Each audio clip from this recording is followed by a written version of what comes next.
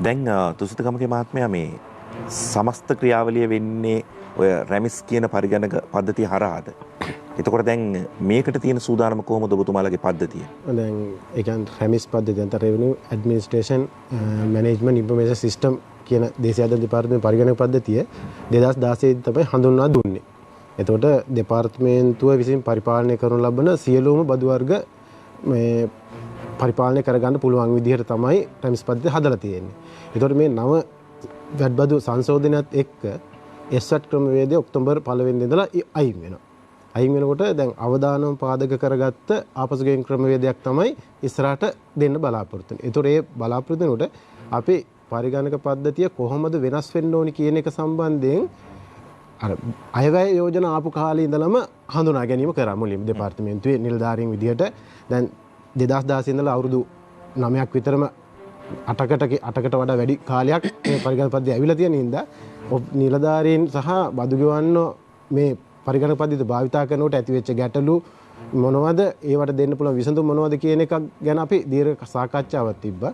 ඒ සාකච්ඡාත් එක්ක මේ එස්වැට් ක්‍රමය අහිං වෙනකොට එන ගැටලු වලට විසඳුම් දෙන්න පුළුවන් විදිහට මුලින්ම හඳුනාගත්තා අපි අයවැය යෝජනාත් එක්ක. ඒකල ඒ අවශ්‍ය වෙනස්කම් මොනවද කියන එක ඒ පරිගණක පද්ධතිය නිර්මාණය කරන අයත් එක්ක කතා කරලා අපි ෆේස් 3කින් drop 1 drop 2 drop 3 කියලා ඉස්සෙල්ලාම දැන් ඔය පරිගණක පද්ධතිය නිර්මාණය කරනකොට ඒවයි වෙනස්කම් කරනකොට අපි ඉස්සෙල්ලාම බලන්න ඕනේ බදු ගෙවන්න ලියාපදිංචි කිරීමට අදාළ වෙනස්කම් මොනවද? දැන් ස්වැට් ක්‍රමයේ හිටලා අයින් වෙනකොට මොන වගේ වෙනස්කම් කරන්න ඕනේ. ඊට පස්සේ දැන් මේ වගේ ලියාපදිංචි වුණාට පස්සේ දැන් ලියාපදිංචි වෙලා ඉන්න අය හා ස්වැට් ක්‍රමයෙන් අයින් වෙන අයව ඒගොල්ලන්ගේ වාර්තා දෙනකොට බලපාන කරුණු මොනවද? ඊට පස්සේ මේ වාර්තා වලට අදාළ උපලේඛන ලබා දෙනකොට කොහොමද බලපාන්නේ? එතකොට ඒවට අදාළ වෙනස්කම් මොනවද?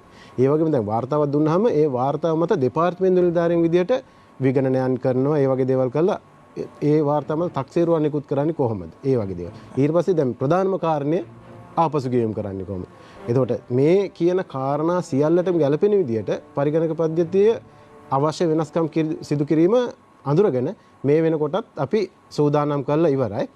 සියල්ල මුලින්ම අපි සංවර්ධනය කිරීම පරිගණක පද්ධතිය ඩෙවලොප් කරන එක වැඩි කළා.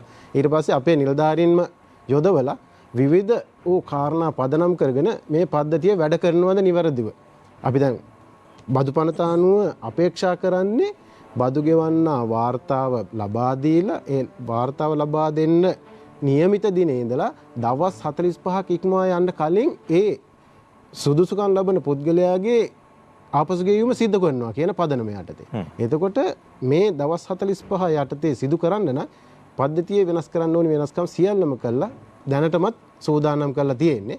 එතකොට දැන් මේ එළඹෙන ඔක්තෝබර් 1 වෙනිදා ඉඳලා අදාළ වෙන වාර්තා වෙන්නේ නොවැම්බර් 1 වෙනිදා. ඔක්තෝබර් 1 වෙනිදා ඉඳලා ඔක්තෝබර් 30 දක්වා කාල පරිච්ඡේදය දාලා මාසික වාර්තා දෙන කෙනෙක් නම් නොවැම්බර් 1 වෙනිදා ඉඳලා එයාගේ වාර්තාව ලබා දෙන්න පුළුවන්. එතකොට ඒ ලබා දෙන වාර්තාව අපිට පරිගණක පද්ධතිය වලම සකස් කරලා ආපසු ගෙවීම ආරම්භ කිරීමේ ක්‍රමවේදය එවලෙම පටන් ගන්න පුළුවන්. ඒ ආපසු ගෙවීම වගේම තමයි තක්සේරු නිකුත් කිරීමට උනත් එදා ඉඳලම ආරම්භ කරන්න පුළුවන් විදිහට පහසුකම් සලසලා තියෙනවා. දැනටමත් පද්ධතිය සූදානම්.